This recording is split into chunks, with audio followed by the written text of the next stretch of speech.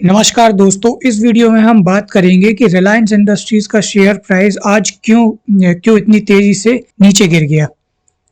तो जैसा कि हम देख सकते हैं, आज रिलायंस इंडस्ट्रीज का शेयर प्राइस लगभग 4.73% के आसपास गिरा हुआ दिखाई दे रहा है। जिस समय मैं रिकॉर्ड कर रहा हूं, अभी टाइम हो रहा है 2:30 और इस समय ये जो शेयर प्राइस है 4.73% डाउन है और ये लगभग 5% से भी नीचे डाउन हो चुका था और इसका करंट प्राइस चल रहा है 1503 रुपीज के आसपास। अगर हम इसका रीजन समझने की कोशिश करें तो सबसे पहला रीजन निकल के आता है प्रॉफिट बुकिंग। जैसा कि हम देख सकते हैं कि कल की डेट में इसने अपना 52 वीक हाई मारा था, लगभग 1611 रुपीज के आसपास का हाई मारा था। तो कहीं ना कहीं इन्वेस्टर्स को लग रहा है कि ये बहुत ही हाई प्राइस है और वो अपना प्रॉफिट बुक कर रहे हैं आज की डेट में। और सेकंड रीजन जो निकल के आ रहा है वो है कुछ दिन पहले 2 जनवरी 2026 को जो ब्लूमबर्ग ने एक रिपोर्ट निकाली थी जिसमें ये कहा था कि जो रशियन क्रूड ऑयल से भरे टैंकर्स हैं, ये जामनगर वाली जो इनकी रिफाइनरी है वहां पर जाके क्रूड ऑयल शिप हो गया है। तो उस रिपोर्ट को इन्होंने अभी खारिज करते हुए कहा है कि इन्होंने रशिया से कोई ऑयल नहीं खरीदा है और जनवरी में ये कोई ऑयल इनके पास में नहीं आने वाला रशिया से। तो इस तरीके की ये जो क्लैरिफिकेशन देने की इन्हें क्यों ज़रूरत पड़ी? तो ये कहीं ना कहीं कोई जियोपॉलिटिकल टेंशन होगा, कोई ना कोई जियोपॉलिटिकल प्रेशर होगा इस रिलायंस इंडस्ट्रीज के ऊपर कि भाई आप रशिया से ऑयल परचेज नहीं कर सकते फिलहाल की डेट में। शायद गवर्नमेंट ने कोई प्रेशर बनाया होगा, इसी के चलते इन्होंने जो है ये क्लैरिफिकेशन दिया है। नहीं तो कोई भी ऐसा कोई क्लैरिफाई करने की इन्हें ज़रूरत नहीं थी।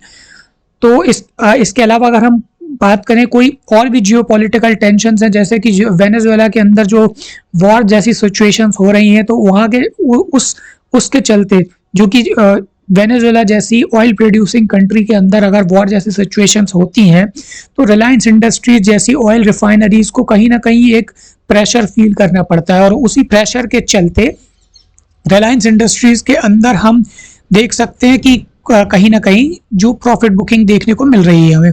और वहीं पे अगर हम बात करें तो ब्रॉडर मार्केट भी अभी हम देखें तो कहीं ना कहीं एक रेंज बाउंड है, प्रेशर फील कर रहा है। तो उस ब्रॉडर मार्केट के जो सेंटिमेंट्स हैं वो भी कोई बहुत पॉजिटिव नहीं है इस समय और उसी के चलते रिलायंस इंडस्ट्रीज भी आज कहीं ना कहीं अपने हाई 52 वीक का हाई से प्रॉफिट बुकिंग कर रहा है। अगर इस कंपनी के अगर फंडामेंटल्स की बात करें तो ये 20,37,000 करोड़ वाली एक लार्ज कैप कंपनी है जिसका पी रेशो चल रहा है अभी 26 रुपए के आसपास। वहीं पे अगर हम बात करें इसके लास्ट 1 ईयर के परफॉर्मेंस की, तो लास्ट 1 ईयर में ये कहीं ना कहीं अपसाइड रहा है और जिसने कि कल ही की डेट में एक 52 वीक का हाई भी मारा है।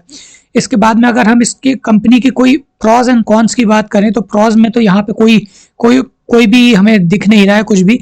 इसके अलावा अगर हम इसकी कमियों की बात करें तो ये कंपनी जो है सेल्स ग्रोथ रही है पिछले 5 साल की 10% की, जो कि बहुत ही कम है कंपैरेटिवली अदर कंपनीज के। वहीं पे अगर हम बात करें इस कंपनी के जो रिटर्न ऑन इक्विटी है वो 8.79% है लास्ट 3 ईयर्स की, वो भी बहुत कम है। और डिविडेंड पे आउट 9.84% है वो पिछले लास्ट 3 ईयर्स का, तो वो भी कहीं ना कहीं कम है as compare to other companies. तो ये सारी इसकी कमियां हैं। इसके अलावा अगर हम बात करें इसके शेयर होल्डिंग की, तो बाकी शेयर होल्डिंग प्रमोटर्स के पास में लगभग 50% के शेयर्स हैं और वो 2022 में भी इतने ही थे और अभी 2025 में भी इतने ही है। बाकी FII की बात करें तो 19% है, DII की बात करें तो 19% है और पब्लिक के पास 10% शेयर होल्डिंग है।